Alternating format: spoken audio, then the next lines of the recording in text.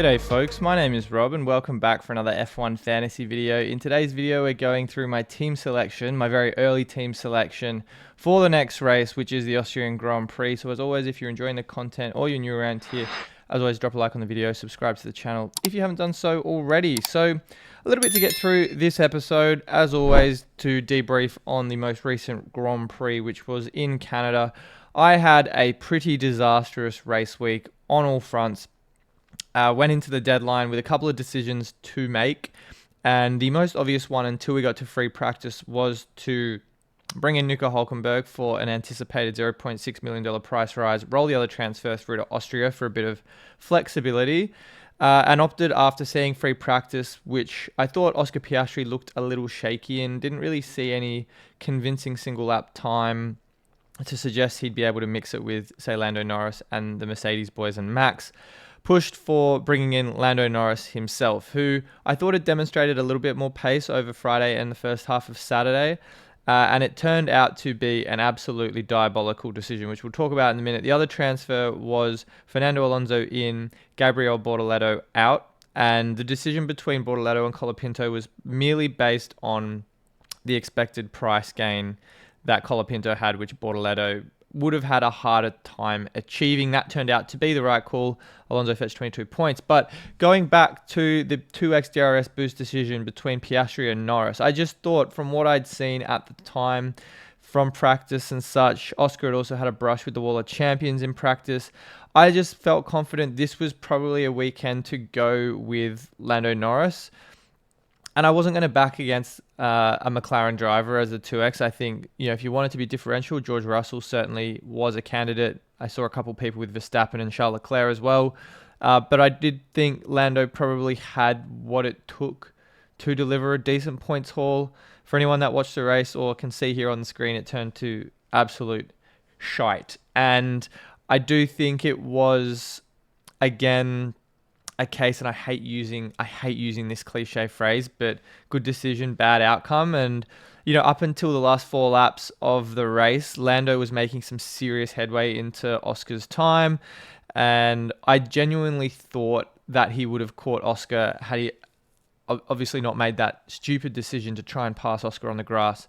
There was just no room coming out of or heading into turn 1 where Lando obviously wiped his car out. So yeah, a pretty bad judgment call from him, and that resulted in a -4 as the 2x DRS boost also hit McLaren's score pretty badly in the constructor department. I think they lost about 25 points from that as well. So 20 points or so. No, actually it would have been less because it was just the positions lost. But notwithstanding that, it was a pretty terrible result for my team. So we've got a little bit of work to do with figuring out what that move is in Austria to take Lando out. Across the rest of the team, Liam Lawson retired, very highly owned asset for engaged managers, capitalizing on potential budget gain, or at least was the case last race. Hoped for the same this time around, and he looked all right for that until he boxed to retire the car, one of 3 retirements along with Lando and Alex Albon. So I think Lawson becomes a toxic asset, as my friend Ewan has termed it. But in terms of the rest of the team, Colapinto, I can't wait to get him out of my team. He is dreadful, not just as a fantasy asset, but he just looks like he offers absolutely nothing on track. The Alpine seems to have really regressed lately, and he just doesn't seem to have the confidence needed to even contend for points. Hadjar, 1 point. Look, there are worse assets going around. I don't think we're going to expect 10 plus points performances from him every week, but his price does continue to increase, and at some point that threshold will be higher and higher for him to meet. So I feel like in the next few weeks, we could see quite a few people move away from Isaac Hadjar. But the man of the moment for the weekend, Fernando Alonso, 22 points. What an absolute barnstorming result from him. The Spaniard has been in such a rich vein of form lately. He had 14 points in Spain, 22 in Canada, just absolutely mopping up overtakes left, right, and center. And to be honest with you, doesn't really strike me as a driver I would have expected a 0.6 million rise in Canada, but he did exactly that. And I cannot fault him right now to go from a $4.5 million asset, I think most people would have thought was underpriced, to continue to just soar to incredible heights, along with Nico Hülkenberg, who I didn't end up transferring in. And that transfer would have been the right decision, but I'm not going to be a hindsight merchant.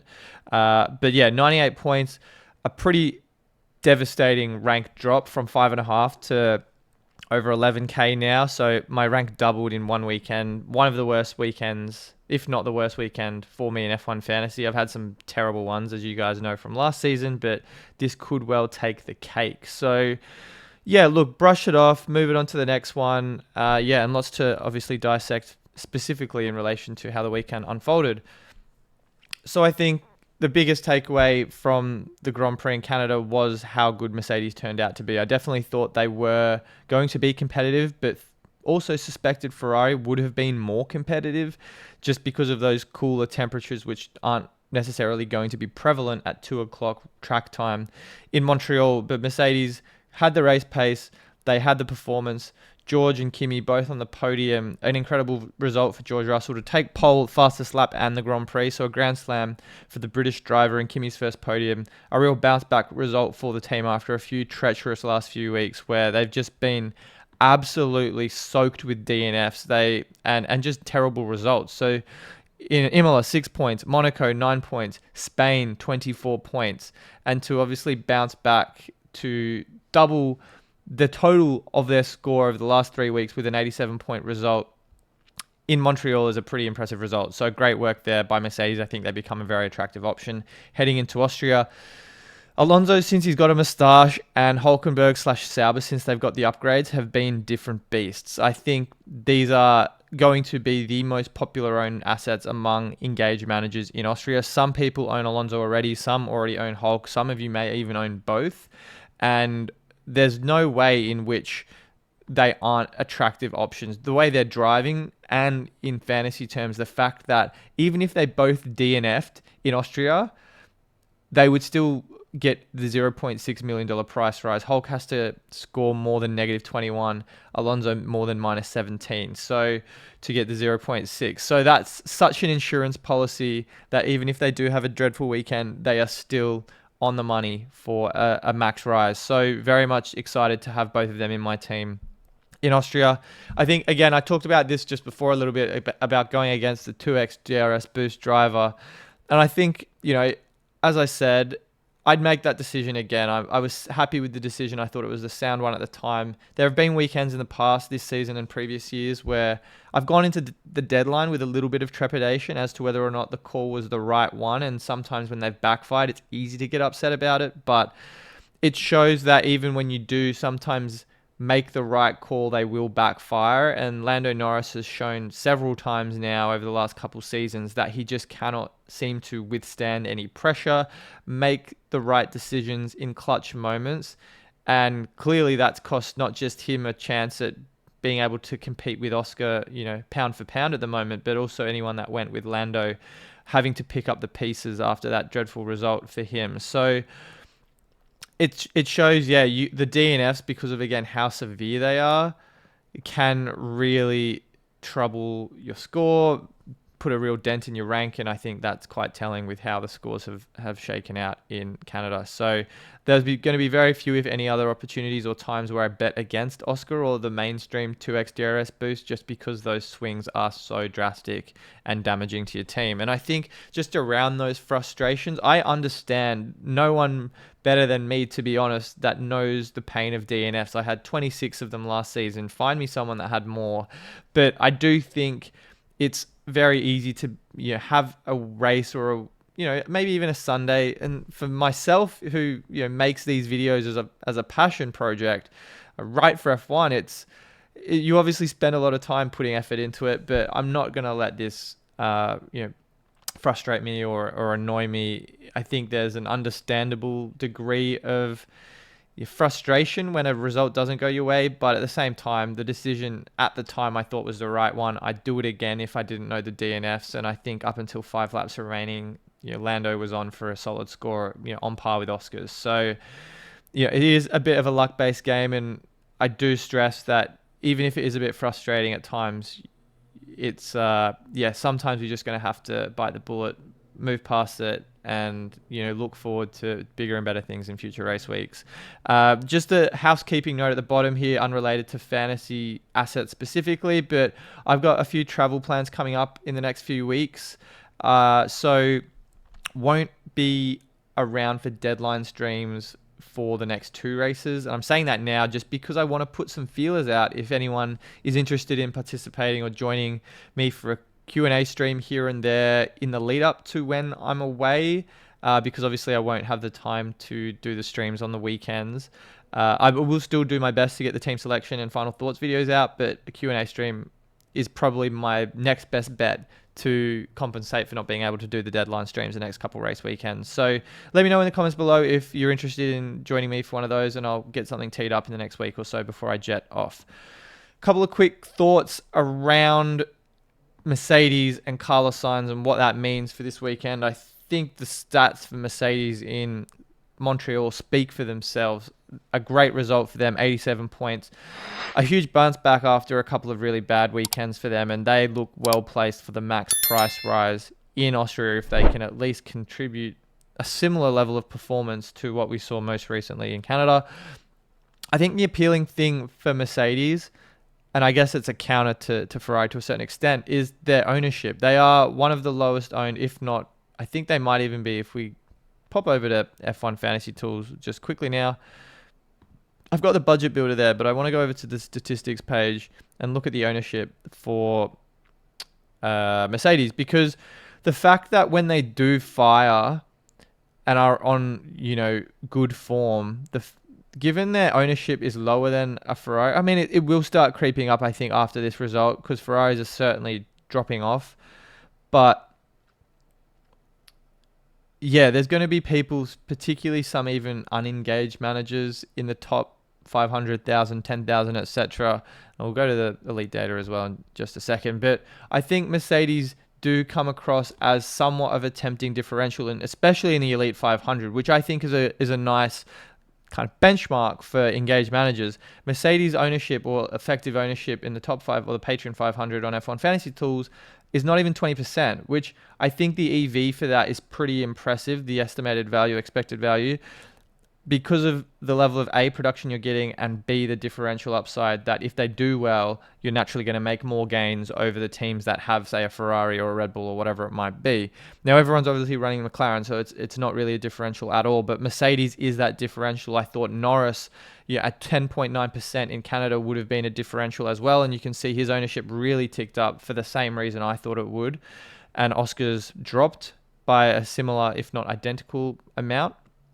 So there are those opportunities to exploit those differential assets. You just obviously have to time it with not just the luck, but that consistency and performance that you'd obviously hope from it. So just something to keep in mind there. And I think Mercedes becomes that differential asset for engaged managers to make the most of heading into these next few race weeks. Sainz, on the other hand, slightly different situation for him because he's been very highly owned, even by engaged managers. Recently, he's had a very high ownership base throughout the entire season, and this is 41% overall ownership. So a lot of people who have stopped playing the game still own Carlos Sainz. I think for him, 8.3 million is about as low as I was expecting him or would expect him to be this season, because you look at a driver like Sainz, experience, we know what he's been able to do in Ferrari in years past. This Williams, yes, it kind of rubber bands in performance. It goes back and forth, up and down. But I do suspect Sainz is the kind of driver that can unlock it on a good weekend. 7 and 13 is probably kind of where I expect him most race weekends. 20 points, we might see a couple of those in the last 15 races or so of the season. But for 10 points for Sainz to get, which he obviously exceeded in Canada, is not a high bar. And I think even for 3 points, we're playing with a lot of extra budget at the moment. It almost seems like a no-brainer over someone like a Colapinto or a Bortoleto, when Williams, on their day, I think are top 6, top 8 position, or top 6, top 8 in terms of placement. So keep an eye on Carlos Sainz in the upcoming next few weeks. I'd be very surprised if, unless he DNFs, his price continues to drop, because I think for what you're getting from the Spaniard, it's a decent level of production, or at least you'd think so for someone of his caliber and history. So early team thoughts, knee jerk, no doubt, as I always do. I think the most likely route for my team is to remove Colapinto, Lando Norris, Liam Lawson, and maybe even Ferrari. The wild card is 100% on the table, and I was saving it for an exact weekend like this where likely template assets would be dropping in value, and maybe the differential asset here or there I had would also be a 1 week punt and wildcard immediately out of it if things didn't go well, which is exactly what's happened with Lando Norris. So I'll bring the team up on the screen here. That's exactly what we've had. We're at 115 million in budget, so a little bit to play around with. But as I said, we've got a lot of spare money that not many teams can get to the Piastri, Russell, McLaren, Mercedes yet. There's maybe a few in the 119 millions. I certainly can't do that. So I think I'm going to empty out what I think is not what I want to carry, and honestly, Hadjar could well be on the chopping block too. Piastri comes back in, I think, as a very natural fit and was the first and could well be the last weekend I bet against him as my 2x DRS boost this year. 20 million left over, and I think my initial read would bringing in Carlos Sainz. If we go over to the budget builder, as I said, 3 points even for a min rise is not that much, and he could easily get to 0.6 with 10 points with one decent weekend, which I don't think is too far away from him. 12.5. Again, a lot of money to play with, just kind of an awkward situation where I don't want someone like Lance Stroll. I mean, a Haas driver could be an option. We could plop Esteban Ocon in there. His threshold, when the 3 drops off and he has 10, I think he'll be set up nicely for another price bump. If not in Austria, the race after, which I think Silverstone. And yeah, could be an attractive option. Could be another wait 1 more week. Hulkenberg, I think an obvious no-brainer for me. So I could run something like this if I don't like the look of Hadjar. Well, I mean, there's not really many other options. I'd take Hadjar any day over Bortoleto, but, he is much like Hulkenberg, having a much improved performance since those upgrades went out a couple of weekends ago for Sauber. And for Bortoleto specifically, only needs 4 points for a minimum rise at 4.5 million. There aren't any other drivers in that price or on that price now that Colapinto's gone up. So I think for the low budget teams, Bortoleto, absolutely. So I could do this path. I could stick with Ferrari, quite honestly. I wouldn't be against the idea of doing that. Again, I could stick with Hadjar with my team. I think that's a perfectly fine lineup if Ferrari looked better. Just the way these top teams are performing at the moment, the VCARB, now that they're out of the equation, there isn't really a second constructor in the B tier based on the budget building alone. I just don't think that the production's there for kick because they're 1 DNF away from ruining your weekend. So it's got to be Ferrari or Mercedes for me. There could be a George Russell. I thought about this a little bit. This would be if you're very pro Mercedes for Austria. If they suddenly look a very on-template team, George could be there. And with that score, once his score from Spain drops off his average, that 47 means his threshold will be even lower. So he'll definitely see a 0.3 rise over the next 2 races. This is if, Mercedes do look very strong. You could probably go for... Again, I don't think this is the right time for a Kimi. Unfortunately, I think he's a week or 2 away. You could drop a lineup like this. This would be, obviously, if we have a weekend like we saw in Canada, where Oscar and Lando are close to the podium but aren't on the podium, and we see Mercedes just banging in these 1-2 or 1-3s or 1-4s. So a few different options. I'd be very surprised if I end up going down that route. And again, Kimi is not in a situation where he would be able to squeeze a max rise, maybe a 0.2, but I think, again, it's a 1 week wait until that -12 falls off his average. So the most likely thoughts right now is pull trigger on the wild card. I'm very happy I've saved it for a time like this. -10s are not out of the equation if you've already used your wild card. And I think in reality, just going off the constructors' performance in Canada, Mercedes feels like they have the upper hand, even though the Ferrari pit stops is what's been keeping them in the game. And I don't think they're suddenly a hard sell right now. We, again, need to see how they look like in practice. But 57 points was still the second highest score for Ferrari. So lots to think about. Quite a few different directions I could go. But my very early thoughts for Austria is probably a lineup like this. So if you enjoy the content, guys, drop a like on the video, subscribe to the channel if you haven't done so already. I'll be back with a final thoughts video closer to Austria, but no deadline stream for this weekend. In the meantime, have a great rest of your day, and I will see you all very soon.